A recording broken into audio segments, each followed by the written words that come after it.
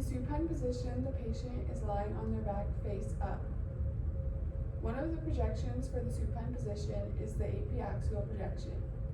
In the apiaxial projection, the beam is angled more than 10 degrees and it goes from the anterior to the posterior. So the beam would be angled going through the body. The other projection for the supine position would be just anterior to posterior, or AP. For the AP projection, the beam just goes straight through the body. In the prone position, the patient is lying flat on their stomach and their head is facing towards the table. One of the projections for the prone position is the PA axial. This projection is angled more than 10 degrees and goes from the posterior to the anterior. So the beam would be angled going through the body. The other projection for this position would be just posterior to anterior, or PA. This projection just means that the beam is going straight through the body. In the lateral left position, the person is lying on their left side. The projection for this position would be lateral. And the direction of the beam for the lateral projection would just go laterally through the body. In the lateral right position, the person is lying on their right side. The projection for this position would be lateral. The beam for the lateral projection would travel straight through the body from the left to the right side. In the right anterior oblique position, the patient's right side is facing closer to the image receptor and the left side is up off the table. The projection for this position would be the posterior anterior oblique projection. In this projection, the beam would come through the backside to the front, which is facing towards the table.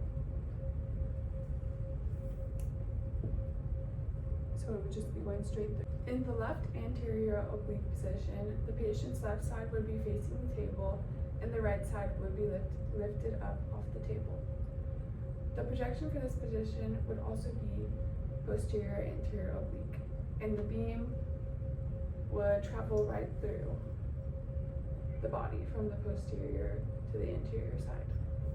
In the right posterior oblique position, the patient is lying on their back with the left shoulder up off the table and the left leg crossed over.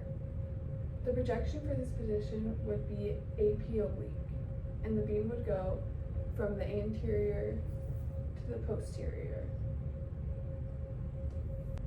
In the left posterior oblique position, the patient is lying down with their left shoulder on the table and the right shoulder lifted off with the right leg crossed over. The projection for this position would be the AP oblique position, and the beam would come through the body from the anterior to the posterior side. In the right lateral decubitus position, the patient would be lying on the right side with their back to the image receptor. The projection would be anterior posterior, and the beam would go from the anterior side to the posterior side. So if this is the image receptor, the beam would travel straight through.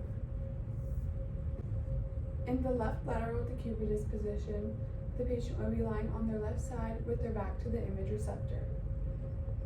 The projection for this position would also be anterior posterior, and the beam would go straight through from the anterior to the posterior side. So if this is the image receptor, the beam would be traveling straight through the body. For the left and right dorsal decubitus position, you would have the patient on their back with their side to the image receptor. The projection for this position would be lateral, and the beam would go horizontally through them from one side to the other. In the left or right ventral decubitus position, you would have the patient lying on their stomach with their side against the image receptor.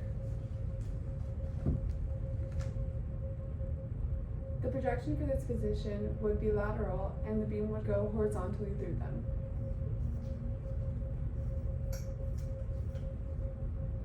Through the side to the image receptor.